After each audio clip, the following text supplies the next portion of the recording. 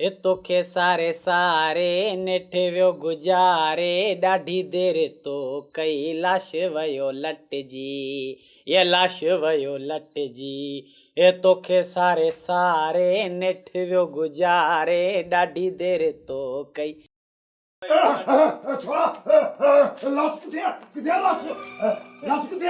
ए हाँ तो ठलो कलाम पे जवा ये तो के कुजाड़ो थियो है। अरे सुरा तू हिते फनकारी पियो ॾेखारी मुंहिंजे त ड्रोड़ी ड्रोड़ी लाह निकिरी विया न ही हालत थी वई है। ए सेठे ए गाल केड़ी ता बिताड़ियो है ए ऊ तो सुणाए। ए मरिए नखे सच्ची जिनड़ी पई अचे ए तुझी गाल सच्ची है।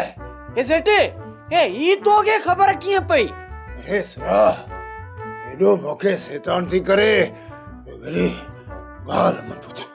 ए हाउ तने तो समझा तो वाकई रनते जिंदगी जो सर है। ये पो बस ये फकीर बेचारा तो सच्चो है। अरे सुरा इन्हें फकीर के वही इलाज कर बाहुमती में तू करीस तने रनते का पढ़ाई करे जिंदगी कठे से मुझी जान आजाद कराए तो भोजी ते रकम रुली वही सुरा रकम बुली वही। ये निभागा ये तू पिंट रुली में ए ओ कोना पियो दिसे ए अन्याम तो के रकम जी पई है। ए पैसा डाठा दुखिया था जुड़न तो खे की कदर को ने मौके कदर है मुके कदर है। ए हाओ ए पर सिर विंदई हलियो ए पोया रकम केड़े कम जी। रे सुरार भाई तो सड़ाई कठ वगे उने डायण मा फाता आयूं। ए सेठे ए आऊं गाल भी न डायण जी पियो करिया मेरी पढ़ाई धारा यार न सिद्धि की न थिंदी।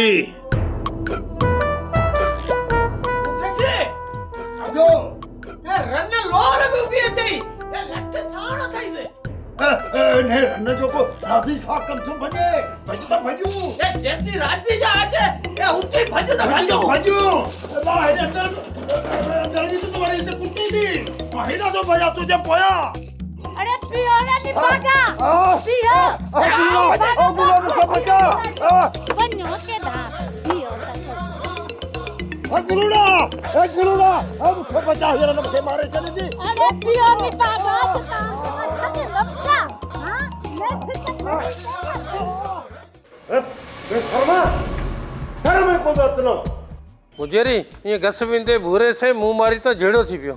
चुप चुप मुझे खबर है पातर खाई वारे आउंदा पियो मुजेरी ये भूरे पटेल के एड़ो सटियो सी जे घणे दी पे का याद कदा ए उन पोड़े के कुटिया तो कुजाड़ो थियो इने से विड़ी मुर्स मोत परता सराइनो।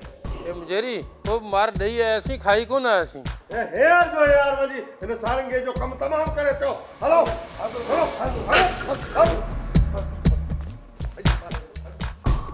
सोप सीरियल सारंग जा तमाम एपिसोड्स ॾिसो HD क्वालिटी में विजिट करियो असांजो YouTube channel Sindh TV HD drama.